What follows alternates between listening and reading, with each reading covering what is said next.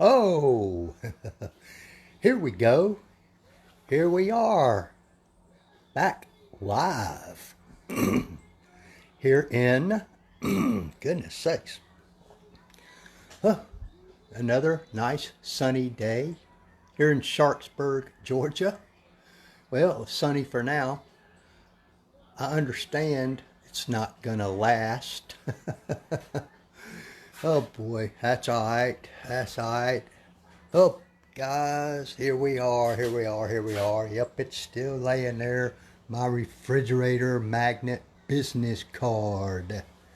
There you go. There you go. Alrighty then. See, this one will still stick because there's absolutely no protecting on this paint right now. That's to come later here at, this is Mike, guys, at Mike's Magic Auto Detailing and Paint Enhancement. Autos, sometimes motorcycles. Oh man, put my pointer down somewhere. Oh, here it is over here. Yeah, sometimes motorcycles. Occasionally dune buggies, golf carts, stuff like that. Hey, somebody's watching. Somebody's watching. All right. Oh, I recognize that photo. That was at Wild Bill's, was it not? John Cook. Hey, Mr. Cook.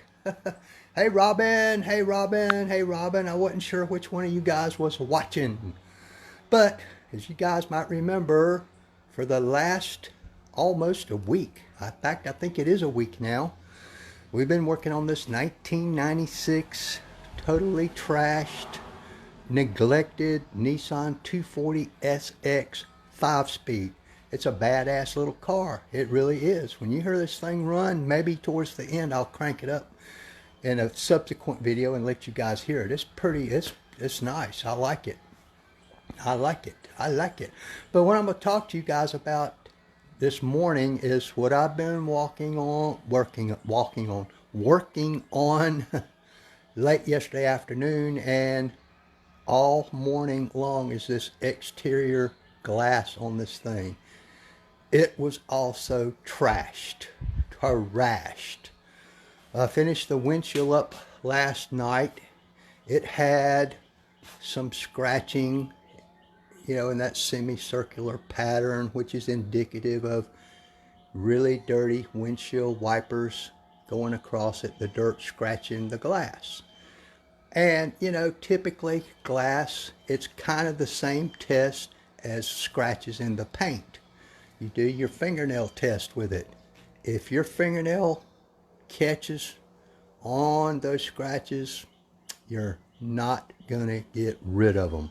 And in fact, hey, Miss Linda, in fact, you know, the glass, particularly this outside glass like this, it's tempered, so it is much harder than paint.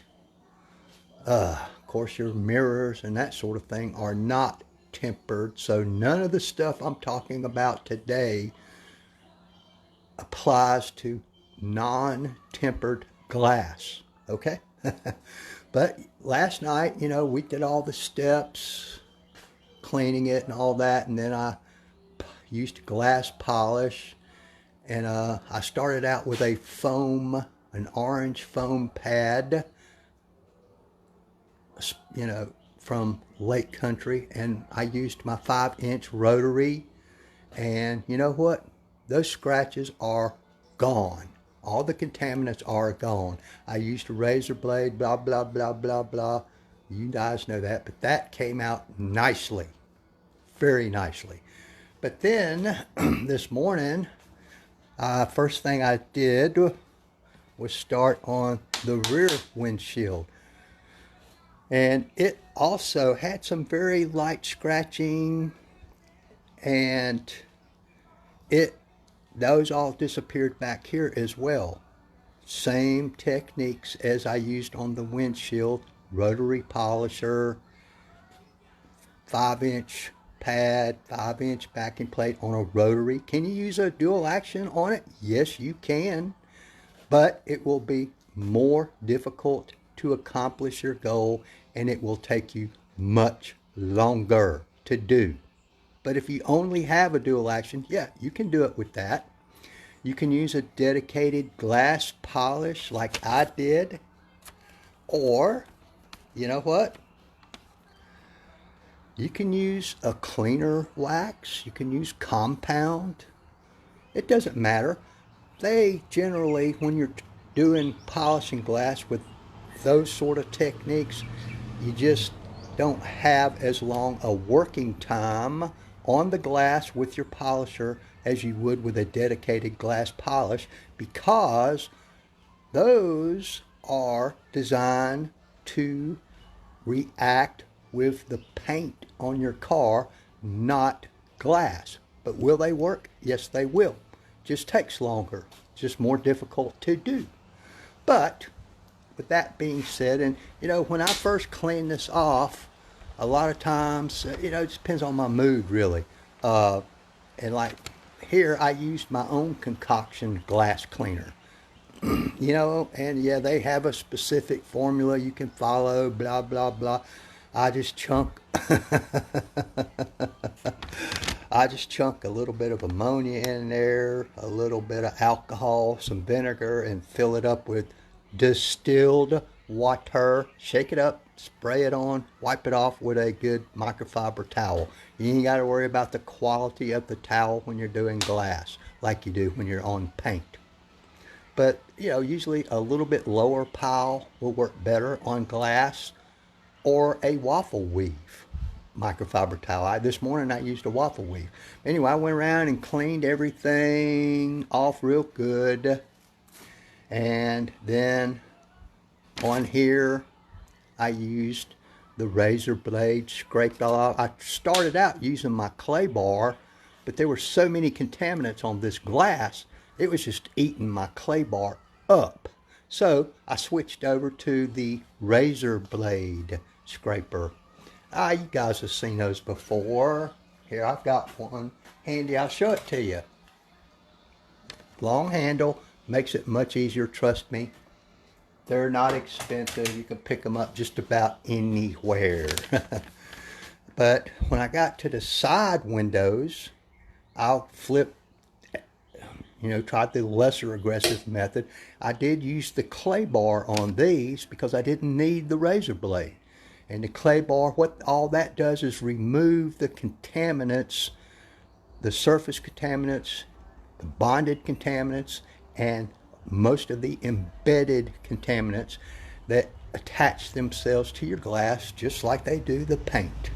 Just like they do the paint. Same thing up there on the sunroof. But, it's, for example, on that rear windshield, the scratches, of course, on the front one, they're in this semi-arc from the wiper blades. Back here, they were all, I guess you might say, vertical scratches, straight up and down. And my opinion on this particular vehicle, and on most vehicles I do, that was caused by commercial car wash brushes. That is my opinion, and I'm the opinion of a lot of other professional detailers out in this world. I don't know really of any other way to get that pattern of scratches on a rear windshield by any other method. There was some scratches on the sunroof as well, same thing.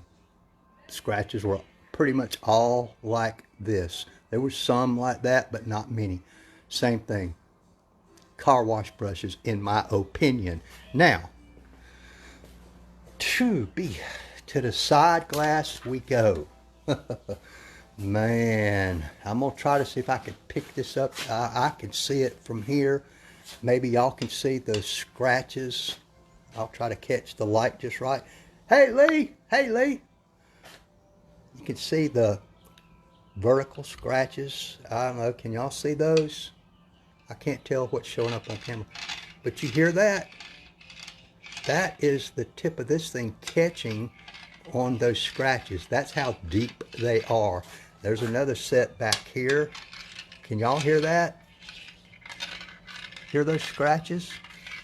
What that tells me is kind of like your paint. They are not, I knew they were not going to come out. There's none on that glass back there. The reason being is you get dirt, grimy crap. Hey, Miss Glenda, hope you're feeling better, baby. But you get dirt and all kind of stuff down in the tracks here. Works its way in. When the glass rolls down, it drags it down inside of here. And over time, what it does, because this glass is designed where it's pushing against this, so that in effect it's like a squeegee when you roll your window up and down. I know some of you know that, you've noticed that, and sometimes you roll your window back down and back up when it's wet to squeegee it off a little bit. But when that dirt gets in there, this is what happens. Oh, hard to avoid. My car has them as well. You know, the older the car, the worse it is. Because nobody ever cleans down in here. Nobody. And this can be the result. Particularly on this window on the driver's side, because it goes up and down by far the most. Sometimes you just really can't avoid that kind of damage in the real world. But you know, the scratches in your glass are much like the scratches in your paint and or just a flat piece of metal. They're, you know, this scratches here, they're not equal from this end to this end. It's kind of like a valley of land, really.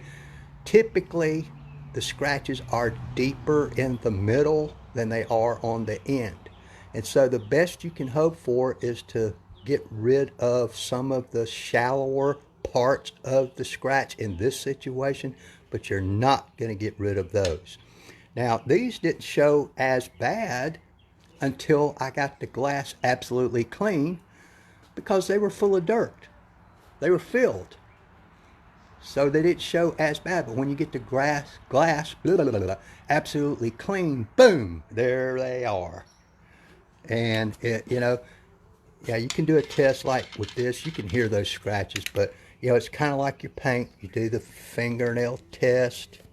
You know, you can feel them. Not only feel them, my fingernail catching on those. But I was able to reduce them a little bit, but not much, especially right there. For some reason, that was the deepest ones. These in here, I don't know if y'all can see those. And you can see that you don't hear it quite as badly. I was able to reduce those more than those back there. And what I will do in a future video is I will clean this out. There's some particular methods for doing that, and I'll show that in a future video, so that when the customer gets his car back, however much I've been able to improve this, and I will, my next step is this glass is not absolutely clean at this point. There's still some glass compound residue on it, but I'll super clean it before I put the sealer on it, because that sealer is a lot like the protectant you put on your paint. It is made to adhere to virgin glass, so it must be absolutely clean. But the sealer will last way longer than if you just put wax or something like that on there. And you know, some of your favorite glass cleaners that y'all like that you pick up at the local store, oh yeah, it makes my glass shiny. Yeah, it does, because it's probably got a little bit of wax in there. That's why. And it helps to fill some of this stuff, imperfections and all that kind of stuff in your glass. It'll work. Just won't work as long. So you know, the wax will adhere to the glass. Yes, it will. It just won't adhere as long. And it'll take you longer to get it looking nice. But yeah, that's what I've been working on all morning long. And that's not a scratch there. That's just a reflection from inside the window. I haven't cleaned the insides yet. But, yeah, like I said, the front windshield and the rear windshield came out very nice, which kind of surprised me. But, you know, then again, I researched this particular vehicle, and this also applies to a lot of other vehicles. The temper on the windshields and the side glass is all the same. Huh. I wasn't really sure of that, but so I researched this one. I know the numbers were close. You know, they're labeled. This is what this is. That's a label down there. See, that tells you what the degree of temper is and all that kind of stuff, if you can look it up. Same label here. Same one on the windshield. So I thought it was the same, but I double checked and it is. They say that this one is tempered as well. Same label, but I'm not sure I believe it. Because this just feels like a thinner glass than the rest of this, so I'm still not going to put a lot of stress on this. Because they are notorious, not only on this car, but many cars. These glass on your sunroof are notorious for shattering. So if you're going to work on these, be careful. I would not put a buffer on here. I would not and did not. This was done by hand, okay? And it's as good as it's going to get, at least by me. If somebody else wants to take a shot at it, go right ahead. That's fine. But this old boy here is not going to do it. But I hope you guys found this. And girls. I always like it when the girls watch too. Yoo-hoo.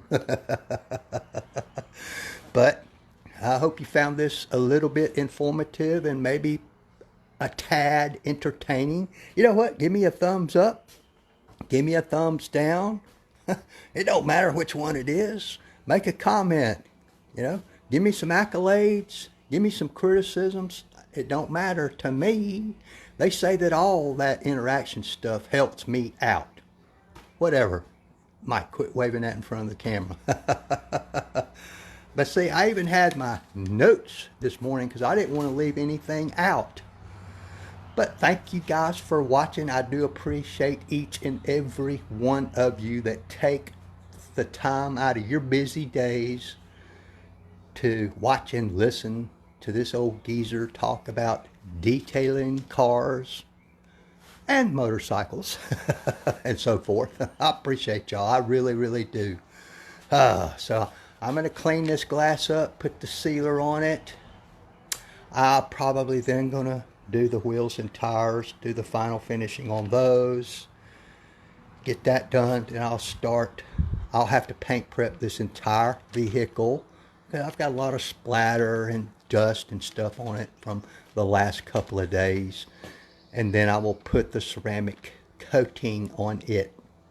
And after it dries to the touch, which takes a couple of hours, then I will begin working on the interior while it fully cures, which can take up to 24 hours before you can put a topper on it, which I will do. And then after that, it has to cure. They recommend a minimum of 3 days before you wash it or let it get wet. I hope my customer is able to keep it out of the weather, because you know we've got some rain in the forecast, but you also have to worry about the dew at night so that this stuff cures right. If you don't, it'll streak up on you and all that kind of stuff, and you have to come back. I have to buff it again, blah, blah, blah, blah, put another coat on. It's not a tragic thing. It's not deadly if that happens. It's just, you have to bring it back and reapply. Okay, guys, I'm going to go make me some lunch. My stomach is grumbling at me. Sally's grumbling at me. That's my car. She's mad because she had to sit out in the rain again last night. Sorry, Sally. That's okay. That's okay. That's okay.